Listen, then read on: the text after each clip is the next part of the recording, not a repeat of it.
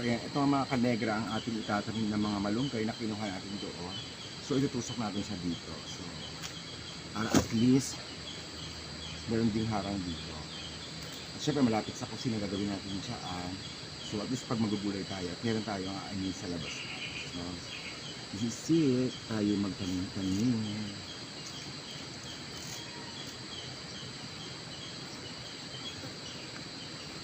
Ibakod natin sa ando.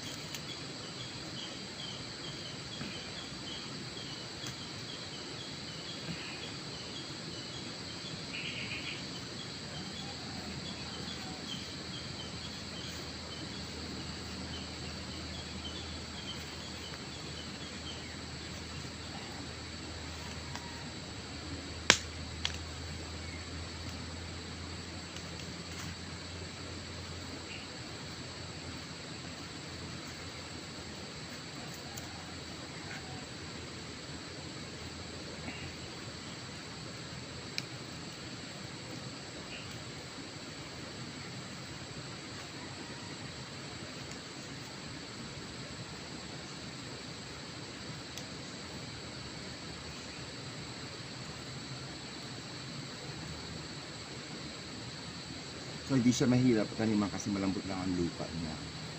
At syempre, sabihin naman ay pag tumaas yan, so pwede natin siya putol-putulin din kasi pag lumaki siya putulin natin, kaya at least parang harang lang siya at mababa siyang puno.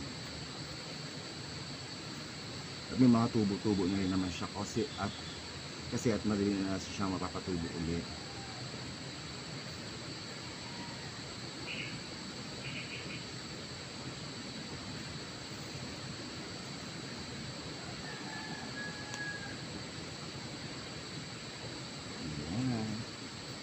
Nakakatuwa yung plastic.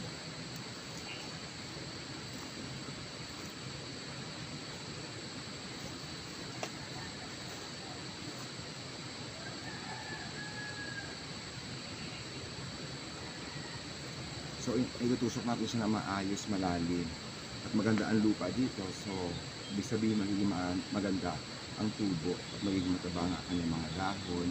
At syempre ang bunga nito, diba? Gagamit siguro yung gula. Siyempre mga dahon ng malunggay ay isang herbal din. So magagamit natin siya.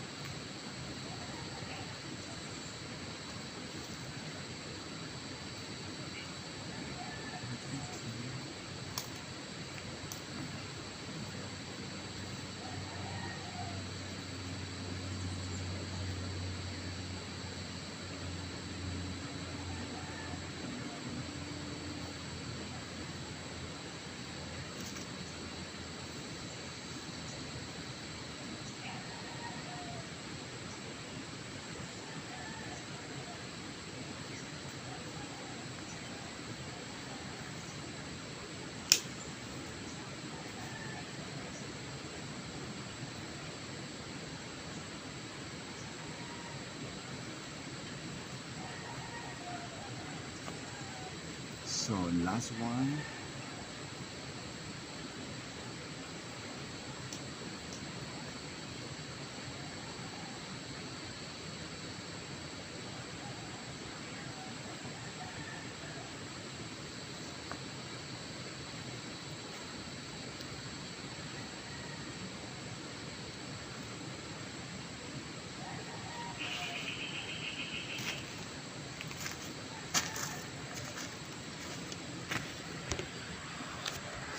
So ayan nga mga kanegra, at nagtanim tayo dyan. Ayan ang tanim natin ng mga malunggay. Hinarang natin dito. At tatambakan pa din natin yan para medyo lumalim at hindi dito na puka. Tapos ito ang first layer din.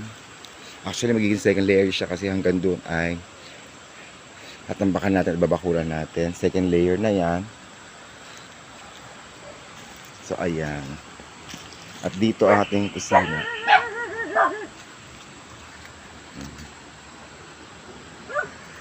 Thank you so much mga kanegra.